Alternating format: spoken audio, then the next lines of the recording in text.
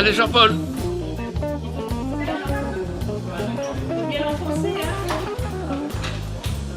Et Jean-Paul est au travail. Ah!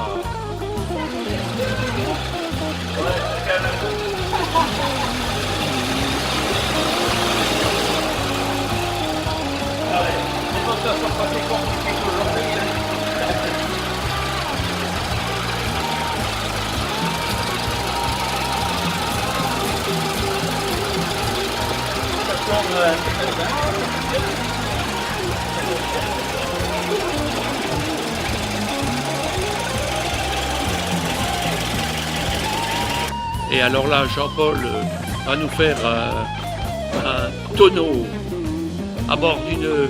C'est une 208, hein? Jean-Paul est installé. Je ne sais pas si vous le voyez. C'est parti. Et attention, le voilà parti pour faire un tonneau. Et le voilà essoufflé. Ah, ça impressionne. C'est impressionnant.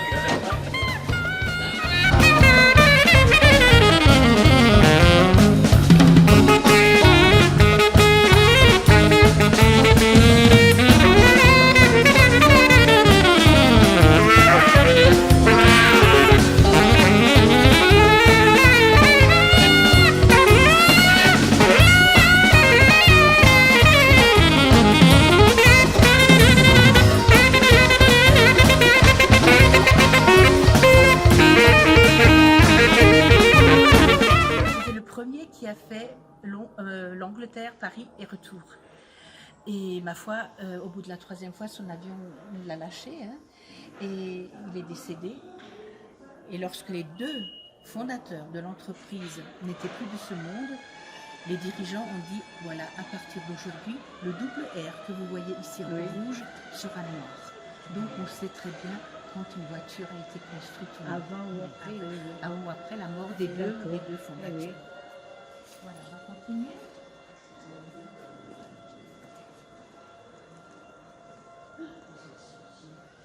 Alors celle-ci a une très jolie couleur. Vous savez, le vert canard qui a mis à la mode, hein, eh ben, c'est un petit peu, on n'en est pas loin. Hein. Et si vous regardez bien, il y a un trait rouge qui court à la carrosserie, là, comme ça, tout le long. Et ça, c'était un travail qui était délicat. On faisait ça le soir, la nuit, quand l'atelier était calme. Alors Maybach est un constructeur allemand, mais pour ce véhicule-là, il a travaillé avec un de ses amis qui est aussi très connu, c'est Zeppelin, celui qui a fait les dirigeables. Alors vous voyez, dans ce monde-là, toujours l'aviation et les moteurs, toujours c'était un petit peu...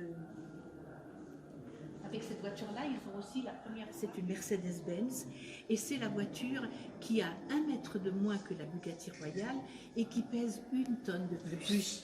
Alors pourquoi? Eh bien parce qu'elle est blindée, sauf le toit. Et blindés, c'était les dirigeants du Troisième Reich qui utilisaient ces voitures-là. Donc Hitler et tous ces généraux autour. Voilà. Alors on le voit très bien ici. Nous avons des marchepieds que l'on peut tirer. Et des gardes ou des soldats peuvent encore se dresser sur voilà, pour protéger la voiture.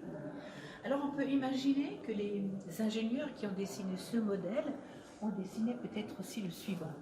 Parce que quand on dessine une carrosserie, on peut donner un message. Ici, le message, c'était la puissance, la force. Voilà, hein, il fallait montrer que quand on se déplaçait, qu'on représentait quelque chose.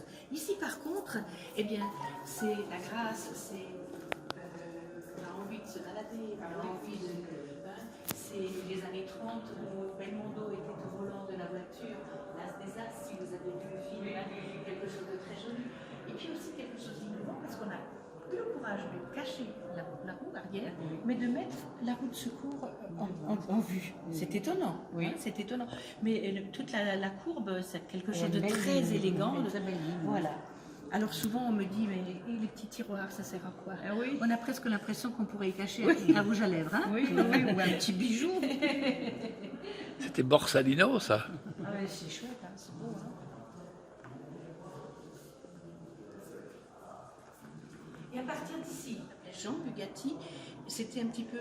l'air de la maison et il a osé jouer avec les couleurs. Hein, donc, Mais il a eu raison parce que c'est c'est joli. C'est joli.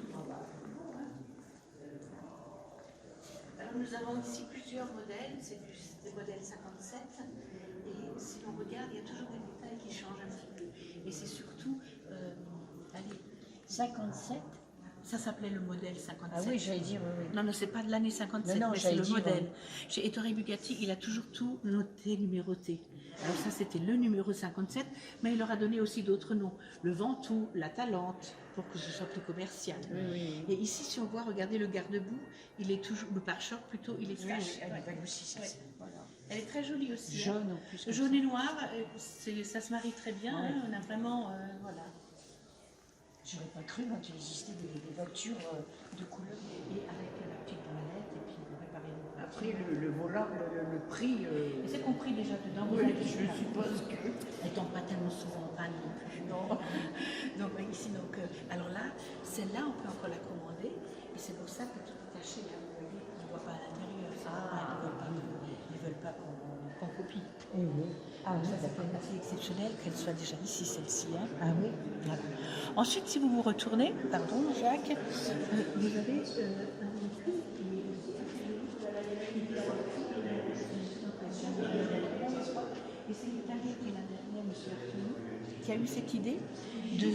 Il a racheté aussi les droits à l'époque et il a construit son usine à Modène. Mais bon, il a juste sorti cette EB110 et puis bon, ça a périclité, ça n'a pas marché. 75 et les 75 sont déjà vendus. Elle n'est pas encore produite. Ça doit coûter une fortune, ça. Elle va être Ah oui. produite seulement l'année prochaine, mais c'est déjà pris. 3 millions Alors, d'euros. Après, On peut imaginer, hein, c'est vrai. après ce sont des gens.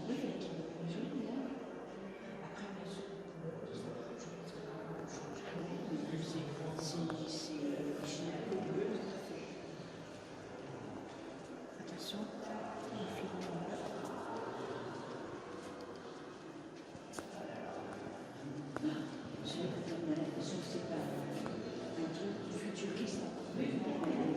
Et alors, vous voyez, ce qu'il en a, c'est cette espèce